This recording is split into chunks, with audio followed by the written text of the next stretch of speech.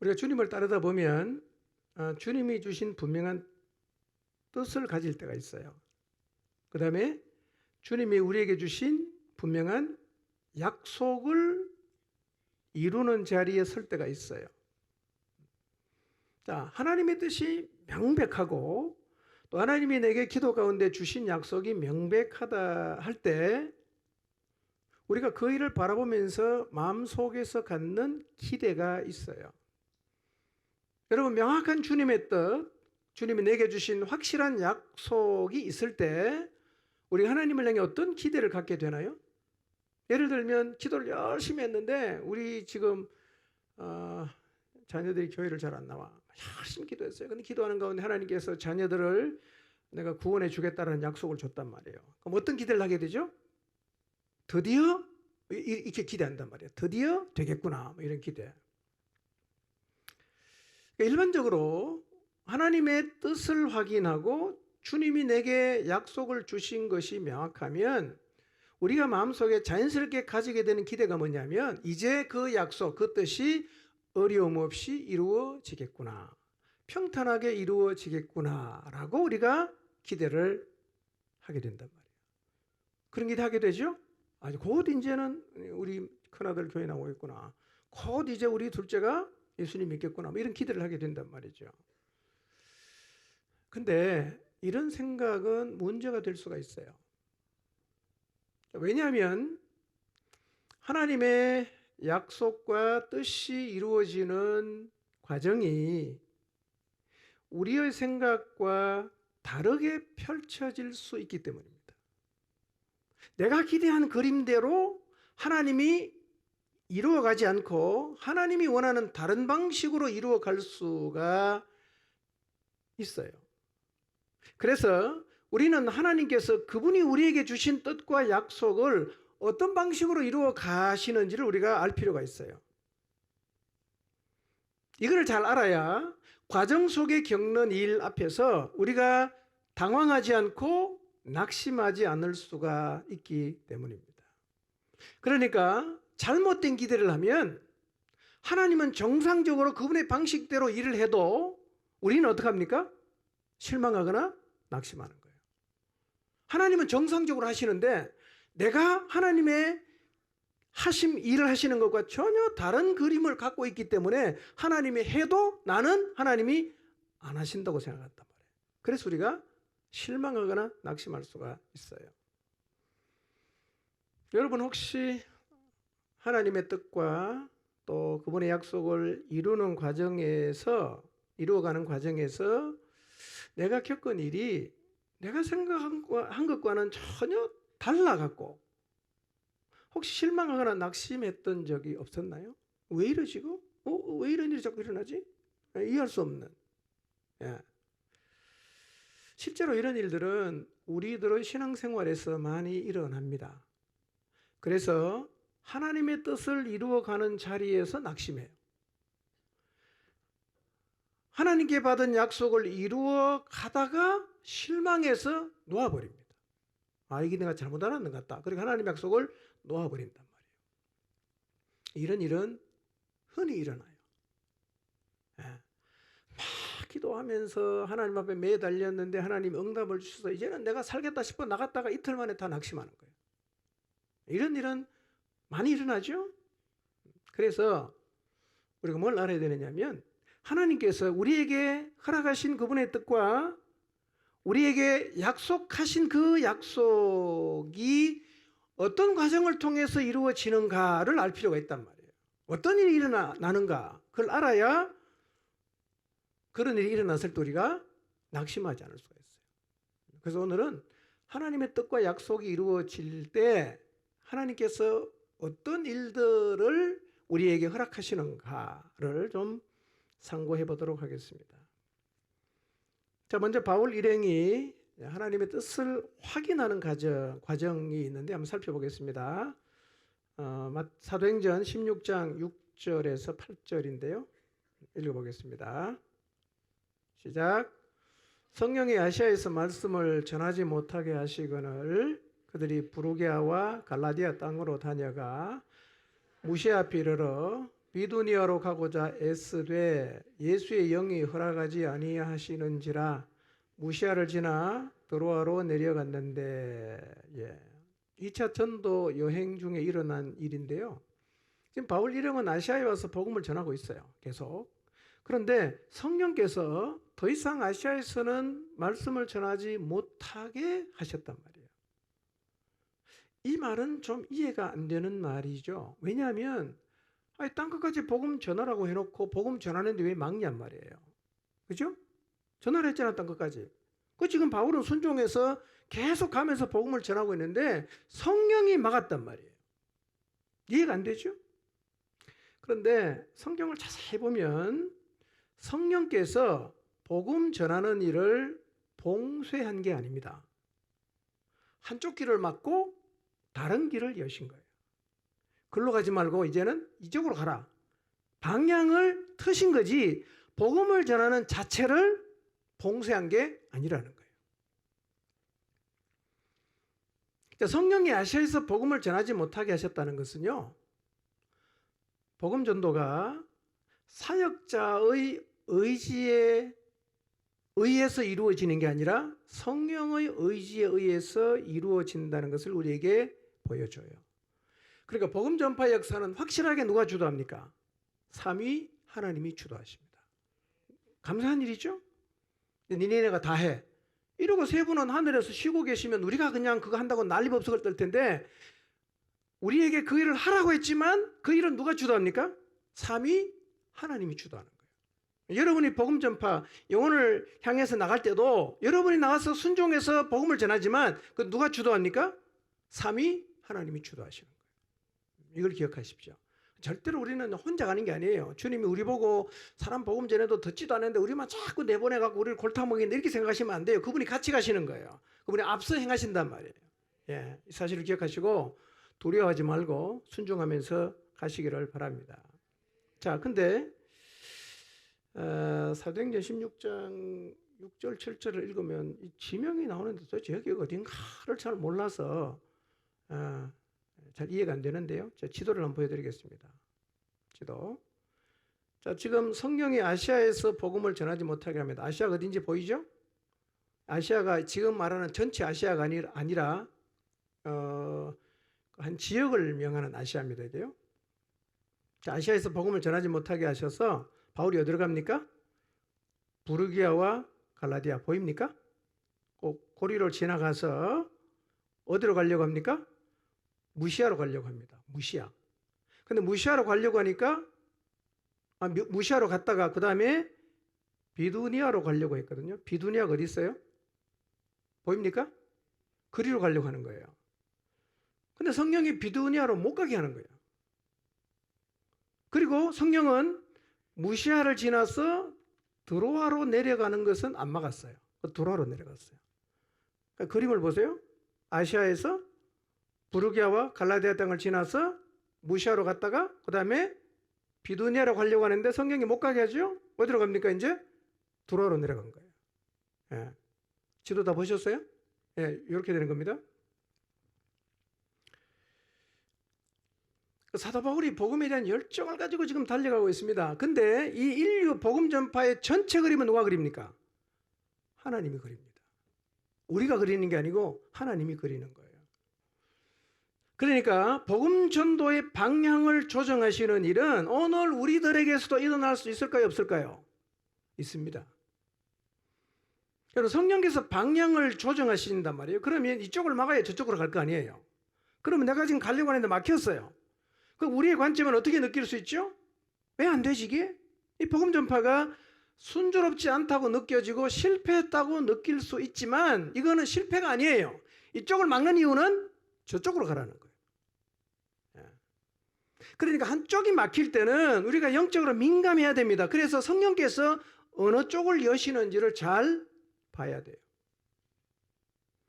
여러분, 근데요, 복음 전도의 계획이 막힌 것은 이번이 처음이 아니에요. 자, 로마서 1장 13절 한번 볼까요? 읽어봅니다. 시작.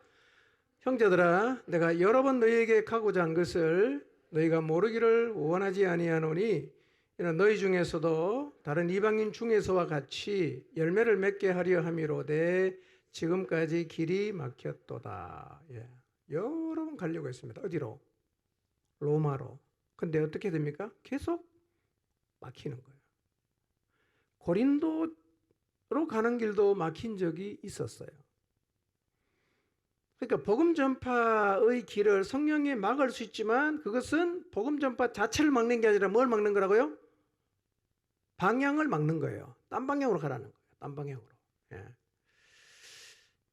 그래서 우리는 성령께서 때때로 우리가 전혀 예상하지 못한 다른 계획을 가지고 계실 수 있다는 것을 인정해야 돼요. 지금 바울도 그런 거거든요. 바울은 이 2차 전도 여행을 출발했을 때 유럽에 갈 계획이 전혀 없었습니다. 근데 갑자기 방향이 틀리면서 유럽으로 가게 된 거죠. 자, 그러면 성령께서 어떤 방식으로 막았을까요? 어떤 방식으로? 어떻게 막았고 바울 일행은 어떻게 막는 것을 알아차렸을까요?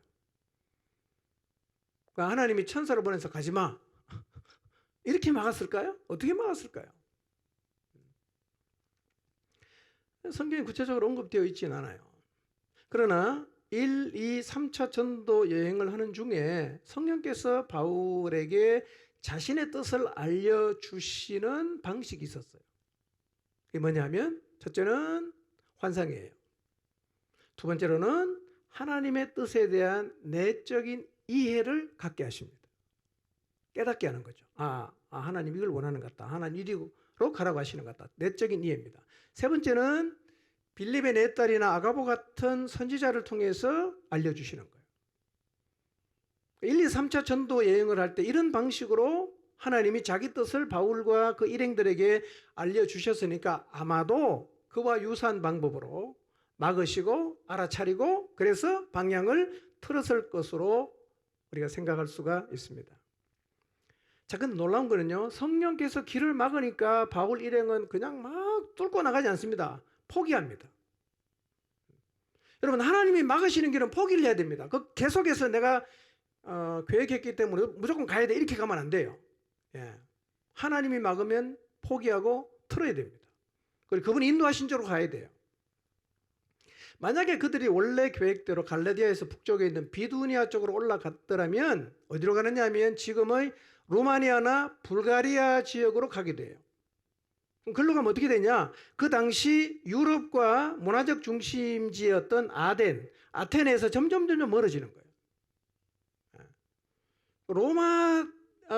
로마가 세계를 지배할 때 복음이 왔잖아요. 로마가 제일 잘한 게 뭐죠? 길을 다 열어놨단 말이에요. 로마 이전에 헬라가 하는 게 뭔지 아세요? 언어를 통일시켜놨어요. 언어가 통일되고 길이 다 뚫리니까 복음이 그 길을 따라 그 언어를 가지고 싹 퍼져가는 거예요. 하나님의 때가 있단 말이에요. 그러니까 인류 구원의 역사를 위해서 인류 전체를 조망하시는 겁니다. 누가? 하나님이. 그 때로는 이걸 막고 때로는 저기를 열고 반대로 이쪽을 막았다가 저쪽 길 열기도 하시고. 왜 그렇게 하냐? 전체 그림을 보고 딴 것까지 복음을 전파하기 위해서 그렇게 하신다는 거예요. 하나님의 방식이 옳습니다. 아멘입니까? 우리가 할 수 있는 최선은 뭘까요? 순종해야죠. 포기해야 됩니다. 그리고 하나님이 새롭게 여시는 길을 따라 가야 됩니다. 자, 원래 계획을 포기한 바울 일행이 어디로 갔냐면 무시아에서 비두니아로 가려고 하다가 어디로 갔습니까? 드로아로 갔죠. 드로아. 예. 근데 그거 갔는데 9절에 보면 밤에 환상이 바울에게 보입니다. 마게도냐 사람 하나가 서서 바울에게 이렇게 말하는 거예요. 마게도냐로 건너와서 우리를 도와주십시오 라고 환상 가운데 애타게 바울을 불렀단 말이에요. 이 환상을 본 바울이 이게 무슨 뜻일까? 이게 무슨 뜻일까? 그러다가 10절을 보면 바울이 그 환상을 보았을 때 우리가 곧 마게도냐로 떠나기를 힘썼는데 이는 하나님이 저 사람들에게 복음을 전하라고 우리를 부르신 줄로 인정함이로라. 표준세 번역은 확신함이니라 이렇게 번역했어요. 하나님이 아시아의 길을 막으시고 유럽 쪽의 길을 여신다라는 사실을 어떻게 했다고요? 확신했다는 거예요. 인정했어요. 그래서 어디로 갑니까? 이제 유럽으로 가는 거죠. 새로운 길이 열렸어요. 그 새로운 길을 따라 바울 일행이 처음으로 도착한 곳이 어디입니까? 빌립보입니다. 자, 생각해 보세요. 아시아에서 복음 전하려고 가다가 성령이 다 막아서 드로아에 가서 이제 빌립보에 오게 하셨습니다. 그러면 이 바울 일행이 빌립보로 온 게 자기 뜻이에요? 하나님 뜻이에요? 누가 봐도 이것은 하나님의 뜻 맞죠? 성령이 강제로 방향을 틀었단 말이에요. 원래 계획이 없던 곳으로 바울 일행을 끌고 갔단 말이에요. 그러면 자기들 계획과 무관하게 그분이 끌어서 새로운 곳으로 데려다 나왔으면 어떤 기대가 있을까요? 마음에. 이번에는 진짜 놀라운 일이 일어나겠구나. 이 유럽 지역, 마게도냐 지역에서는 어떤 어려움도 없이 복음이 정말 멋지게 퍼져가겠구나. 뭐 그런 기대를 가졌지 않았겠어요? 우리도요, 하나님이 강권해서 자신의 뜻을 드러내거나 기도 가운데 큰 확신으로 우리에게 어떤 약속을 주시면요, 우리도 마음속에서 이런 기대를 갖는단 말이에요. 이번에는 되겠구나. 이번에는 뭔가 놀라운 일이 일어나겠구나 라는 기대를 갖게 된다는 거예요. 자, 그러면 이 빌립보에서 실제로 하나님의 뜻은 어떤 방식으로 이루어졌을까를 한번 살펴보도록 하겠습니다. 여러분, 빌립보에 이제 이렇게 강권해서 명확한 하나님의 뜻을 따라 왔으니까 그 지역에서는 정말 어떤 어려움도 없이 놀라운 방식으로 복음이 전파되었을까요? 아니면 예루살렘 교회는 베드로가 설교하면 하니까 몇 명이 회개했습니까? 3,000명이 회개했잖아요. 5,000명이 되잖아요. 뭐 그 정도는 아니어도 그래도 이 빌립보에서 바울이 복음을 한번 딱 전하면 몇백 명이라도 하나님의 능력을 보고 막 그냥 가슴 찔리고 통회하고 잡아가면서 나와서 예수님 믿는 일이 좀 일어나야 되지 않을까요? 어떤 일이 일어났는가 한번 확인해 보도록 하겠습니다. 16장 11절 12절인데 한번 읽어볼까요? 시작. 우리가 드로아에서 배로 떠나 사모드라게로 직행하여 이튿날 네아폴리로 가고 거기서 빌립보에 이르니 이는 마게도냐 지방의 첫 성이요 또 로마의 식민지라 이 성에서 수일을 유하다가 그랬어요. 자, 지도를 한번 보겠습니다. 드로아 보이십니까? 드로아 보이죠? 사모드라게선 보입니까? 이 사모드라게는 섬이에요. 그러니까 드로아에서 사모드라게로 가서 거기서 어디로 갔어요? 네아폴리로 갔어요. 그리고 거기서 빌립보로 갔습니다. 그러니까 종교개혁 순례를 갈 때 그리스를 가면 요 루트는 아닌데 네아폴리를 거쳐서 빌립보로 들어가요.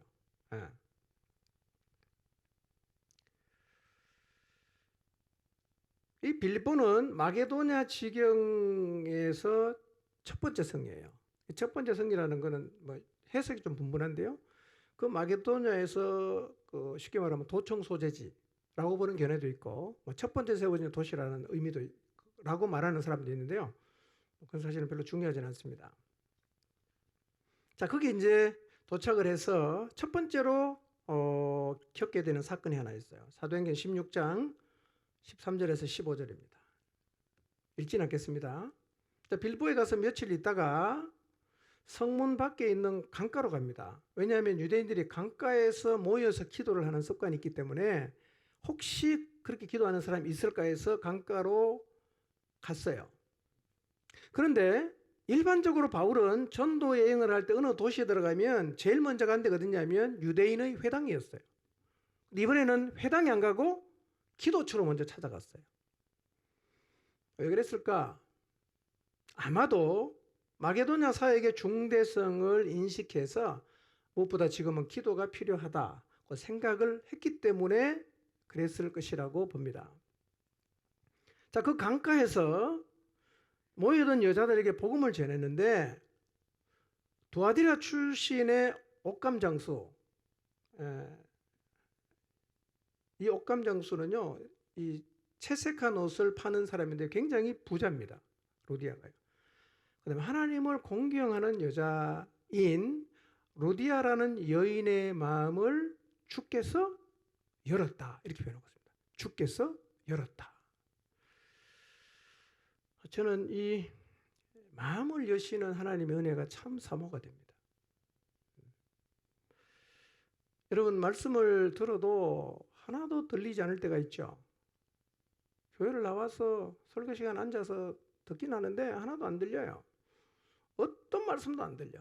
옆에 있는 사람은 아멘하고 막 울고 막 난리법석을 떠는데 왜 우나 저 인간은? 난 뭐 아무것도 모르겠는데 도무지 우는 사람이 이해가 안 가는 거예요. 우는 사람은 안 우는 사람이 이해가 안 가지. 저렇게 말씀하시는데 어떻게 이제 가슴 쥐어뜯고 회개를 해야 되는데 전혀 안 그러니까 말이에요. 어떻게 하면 말씀이 들릴까요? 주께서 마음을 열어야 합니다. 이걸 사모해야 돼요. 여러분, 혹시 교회를 나오고 있지만 지금도 하나님 말씀 들어도 잘 안 들려, 마음이 하나도 안 내려와, 머리에 뱅뱅 돌다가 다 없어진다면 뭘 사모해야 되겠어요? 하나님, 제 마음을 좀 열어주십시오. 하나님 말씀이 들리게 해주십시오. 들리면 받아들입니다. 여러분. 들리면 받아들이는 거예요. 왜 안 받아들이냐? 안 들리는 거예요. 귀로 안 들린다는 의미가 아니에요.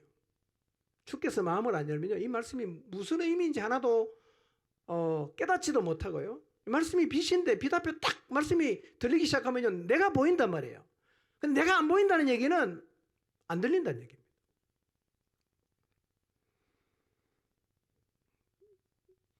이런 하나님의 은혜는 오늘 우리에게도 정말 필요하지요.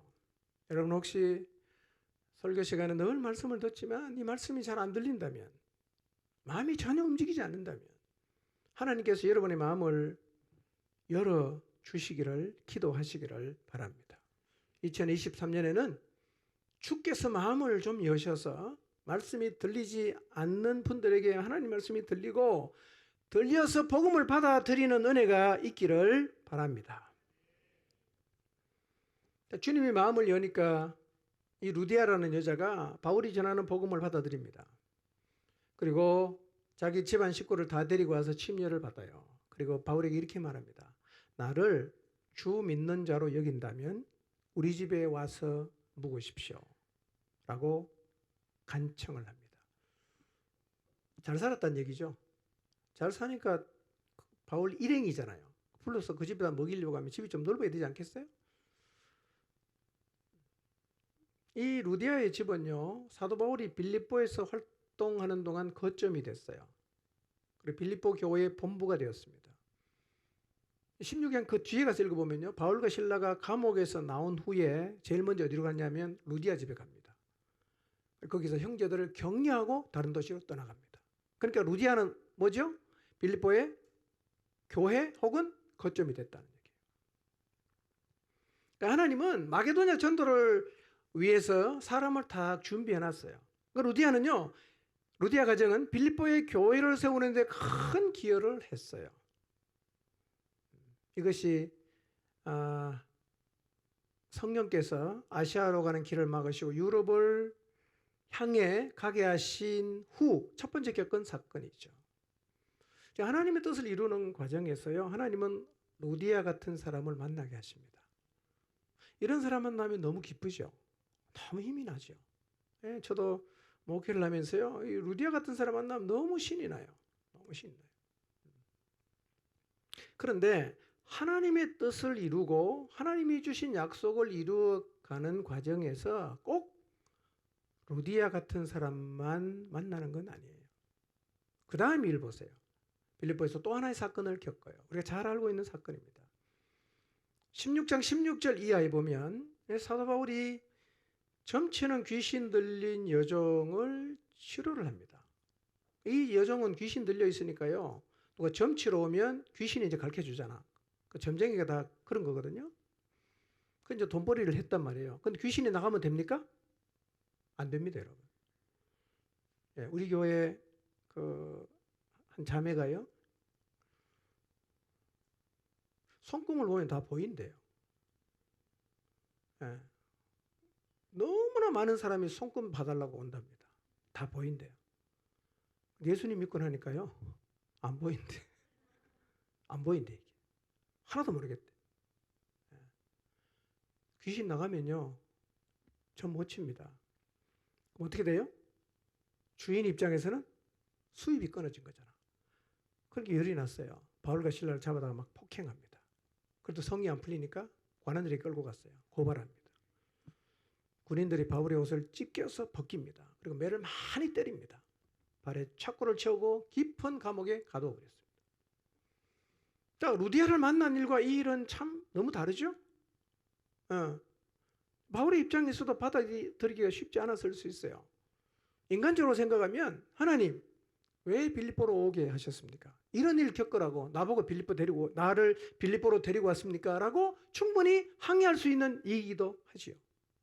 그런데 우리가 기억해야 될 것은요, 하나님의 뜻을 이루는 과정에서 이런 일도 일어난다는 거예요. 이런 일도 받아들여야 됩니다. 예. 루디아 같은 일이 생기면 하나님 감사합니다, 감사합니다 하고, 그 다음에 이 여종의 주인 같은 사람 만나면 하나님 어디 계십니까? 이렇게 하면 안 된단 말이에요. 이것도 감사하고 이것도 받아야 됩니다. 여러분, 하나님의 뜻을 이루고 우리에게 약속을 주신 일을 이루어가는 과정에서도 이 두 가지를 우리가 다 겪게 된다는 것입니다. 그러니까 이 두 가지 일을 어떻게 바라보느냐에 따라서 하나님의 뜻을 계속 이루어갈 수도 있고 반대로 포기할 수도 있어요. 아, 내가 못하겠다. 하나님의 뜻이 있는데도 이렇다면 난 그만하고 싶다. 포기할 수도 있어요. 여러분, 근데요, 하나님의 뜻을 이루고 주님이 주신 약속을 이루는 길에 의외로 두 번째 사건을 많이 겪을 수 있습니다. 여러분, 하나님의 뜻이 확실한데도요, 억울한 일 겪을 수 있어요. 하나님 뜻이 확실한데도요, 너무 감당하기 힘든 일을 겪을 수도 있습니다.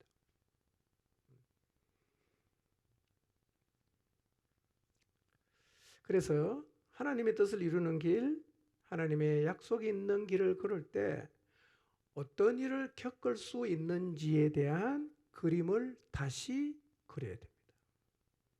평탄하고 어려움 없고 좋은 일만 있다는 그림을 지우고, 그런 일도 있지만 그렇지 않은 일도 일어난다고 그림을 다시 그려야 됩니다. 그리고 힘든 일을 만나고 어려운 일을 만나도 당연하게 생각해야 됩니다. No problem. 문제 없다. 나 감당할 거야. 이런 자세를 가져야 됩니다. 여러분, 하나님 약속 있는 길을 걸으면 어려움이 하나도 없습니까? 명확한 하나님의 뜻을 따라가는 길에는 어려움이 없던가요? 있어요. 있어요.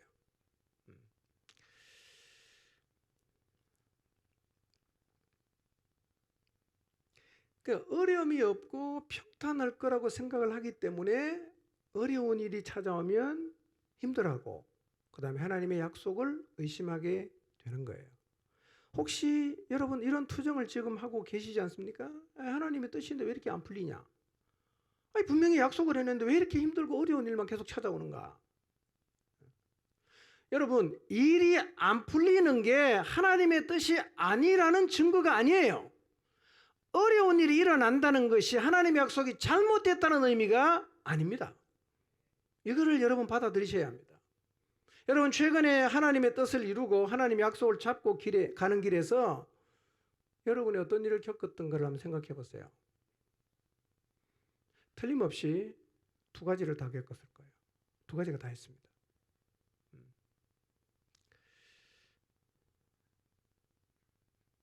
우리는요, 이런 걸 원해요. 명쾌하고 분명한 걸 원합니다. 깔끔한 걸 원하죠. 착착착 해서 결론이 탁 나는 거. 이걸 제일 원하죠. 근데 하나님의 역사는요, 안 그럴 때가 훨씬 더 많습니다. 그래서 제가 목자들에게 자주 하는 얘기입니다. 어정쩡한 상태를 잘 유지하는 게 힘이에요. 딱 안 맞아 떨어집니다. 예, 딱 맞아 떨어지면 속이 시원하겠어. 안 맞아 떨어집니다. 어정쩡해요. 긴 것도 아니고 아닌 것도 아니고. 그러니까 이거 끌고 가려니까 너무 찝찝하고 힘든 거예요. 그런데 그런 상태를 감당하는 게 저력입니다. 근데 하나님은 우리에게 그런 상황을 주세요. 여러분, 하나님의 뜻이라고 해도 깔끔하게 안 이루어질 때가 있고요. 명쾌하게 딱딱 안 맞아 떨어질 때가 많습니다. 근데 재밌는 거는요, 명쾌하지 않아요. 고생만 죽도록 하는 것 같아. 놀라운 게 뭔지 아세요? 근데 하나님 뜻이 이루어져 있는 거예요. 근데 약속이 이루어져 있어요. 하나님 이렇게 일하신단 말이에요. 딱 맞아 떨어지진 않았어요. 고생 죽도록 했습니다. 너무 힘들었어요. 근데 놀라운 사실은요, 가보니까 하나님의 뜻이 이루어져 있는 거예요. 가보니까 하나님이 주신 약속이 이루어져 있어요. 여러분, 하나님 일하시는 방식이 이렇습니다.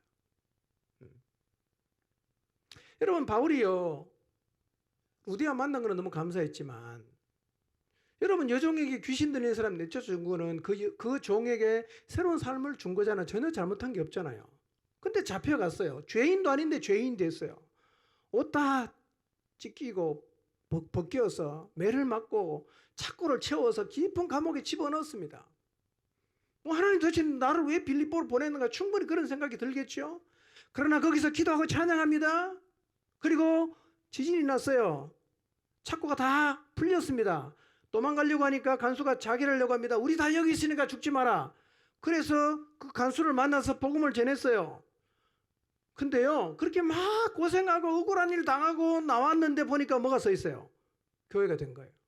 무슨 교회가? 빌립보 교회가. 루디아와 간수장 가족. 그래서 그 사람을 주축으로 빌립보에 뭐가 세워집니까? 교회가 세워졌단 말이에요. 예, 뭐 그냥 3,000명씩 회개했던 그 예루살렘 교회처럼은 아니었지만, 고생을 죽도록 했지만, 너무 억울했지만, 그래도 붙잡고 계속 갔더니만요, 뭐가 돼 있어요? 교회가 이루어져 있잖아요. 이게 하나님 일하는 방식이란 말이에요. 그러니까 너무 명쾌하고 깔끔하게 하나님이 일하실 것이라는 생각만 하지 말라는 거예요. 그렇게도 하시지만 그렇지 않게도 하세요, 하나님은. 그러니까 여러분, 사역을 해도요, 정말 내 마음을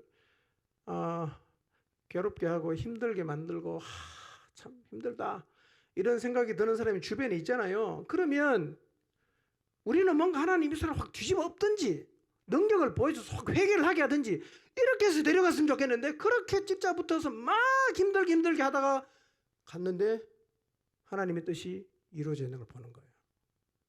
우리는 이거 좀 마음에 안 들죠? 하나님 그렇게 하세요. 그렇게 하신 이유가 있어요.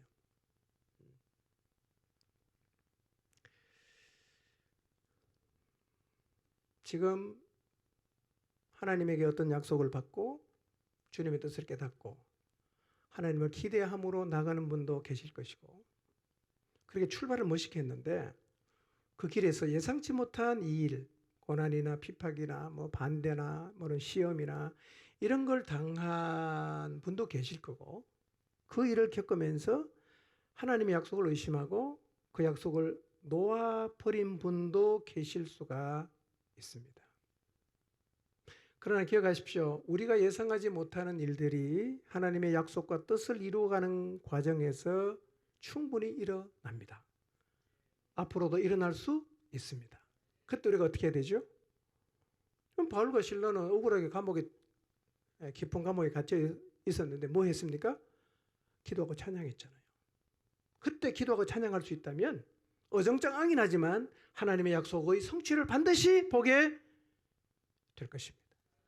그때 기도하고 그때 찬양하시기를 바랍니다. 여러분, 하나님 여러분의 마음 가운데 가족의 구원에 대한 응답을 주셨나요? 야, 이번 수련회 예수님 믿겠구나. 극적으로 뭔가 하나님의 어떤 일을 하시겠구나. 뭐 갑자기 그냥 이제 하나님이 내게 약속을 줬으니까 순한 양이 되어서 그냥 교회 가자고 하면 오케이 하고 따라오겠구나. 그럴 수도 있어요. 근데 그렇지 않을 수도 있죠. 더 교회를 거부할 수 있습니다. 우리의 수고와 노력이 전혀 먹히지 않을 수 있고 인정받지 못할 수도 있습니다. 그때 하나님의 약속을 놓지 마십시오. 그때 기도하고 찬양하십시오. 여러분, 하나님이 우리에게 왜 이런 일을 겪게 하시는지 그 이유를 사실은 우리가 다 알 수 없어요. 우리는 하나님을 이해할 수 없습니다. 왜냐하면 그분의 생각은 너무 높아요. 그분의 길은 너무 높기 때문에 우리는 아무리 고민을 해도 사실은 다 모릅니다. 어렴풋이 알 뿐이죠. 이럴 것이다, 뭐 이래서 이럴 것이다라고 생각은 할 수 있지만 하나님이 우리에게 그렇게 행하시는 이유를 우리는 잘 모르죠. 그런데 하나님이 우리 인생을 주도적으로 인도하잖아요. 그렇죠? 성령께서 우리를 진리 가운데로 이끌어 가시죠. 그러면 지금 우리가 겪는 일을 그분이 아실까요? 모를까요?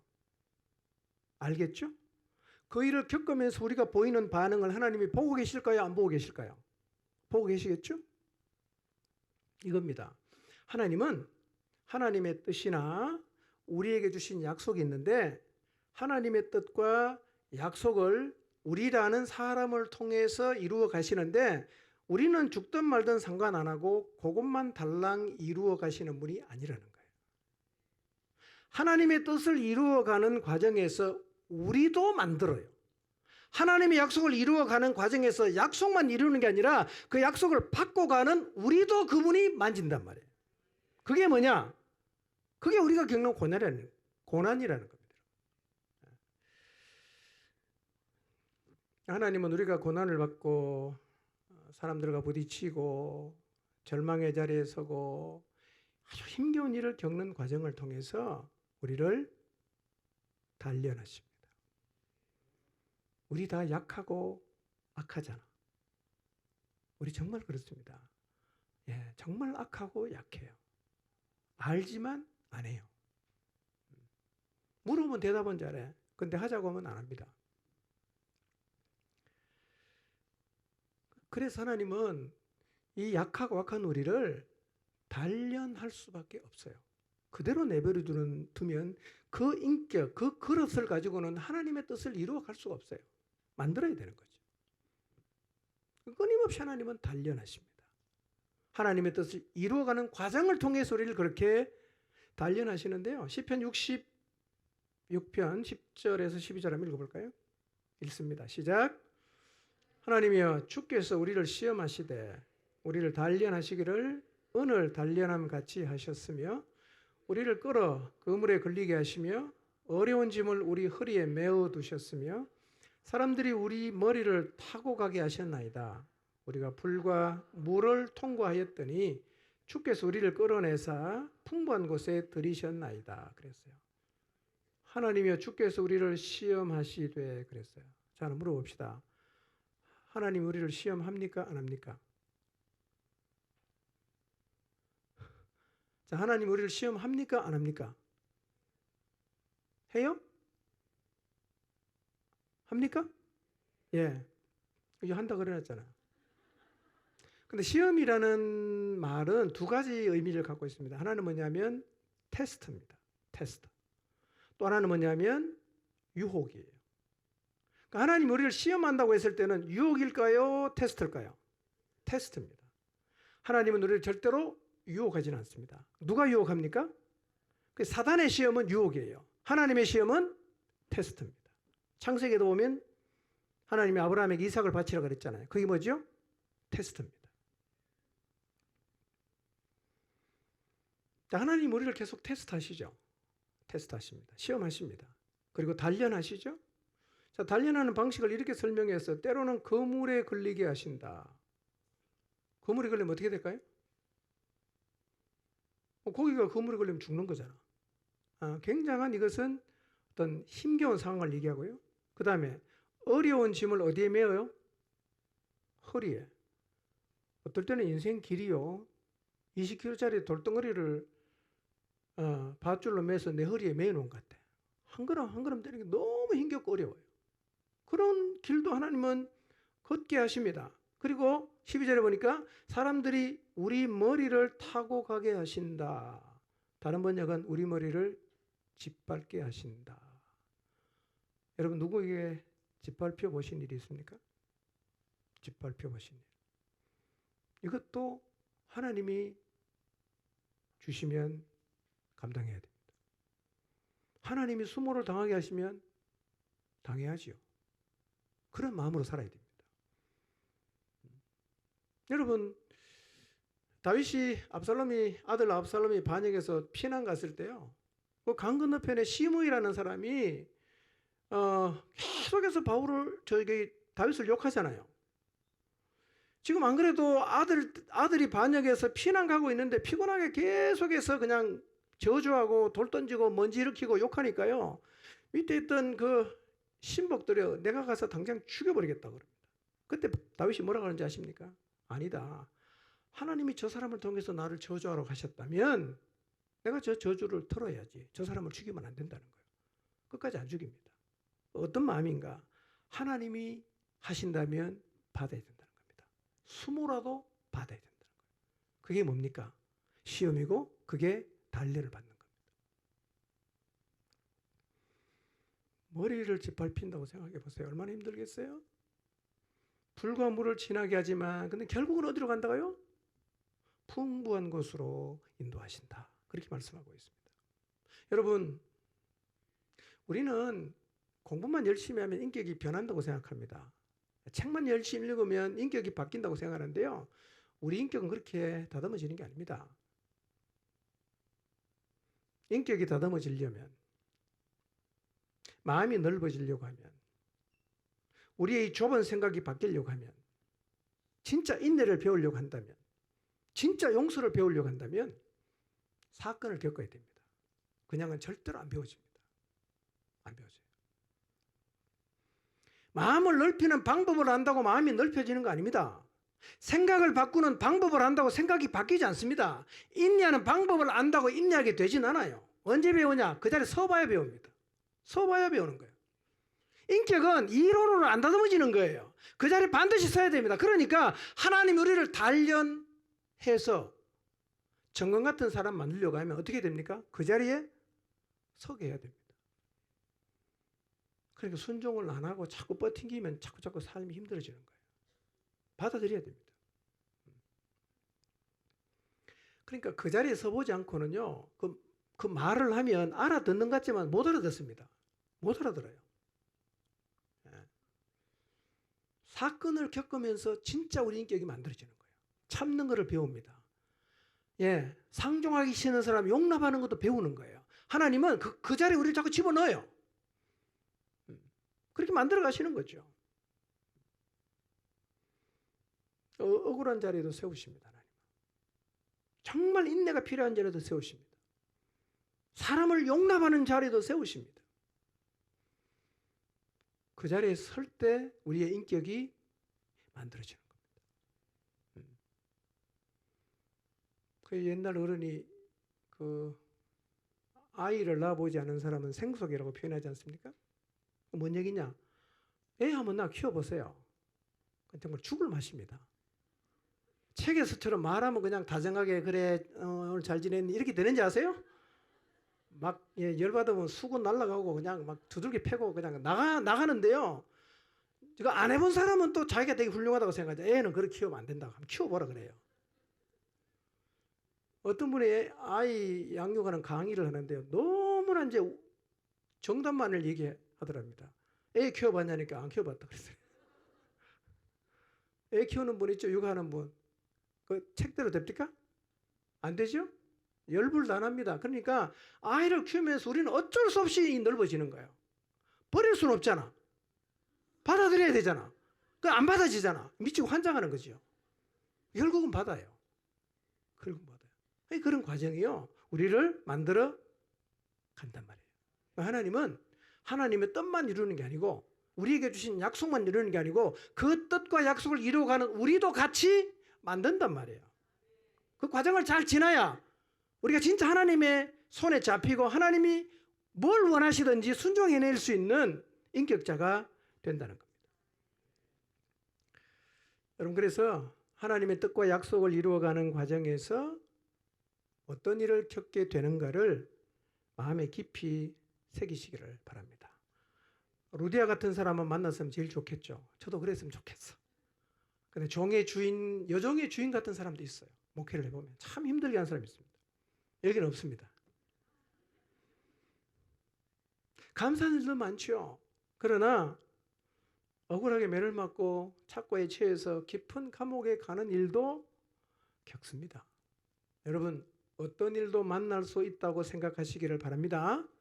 어떤 일을 만나든지 당연히 일어날 일이 일어났다고 생각하십시오. 그 일을 통해서 하나님 나를 단련하시는구나. 나 받아들이겠다. 감당하겠다.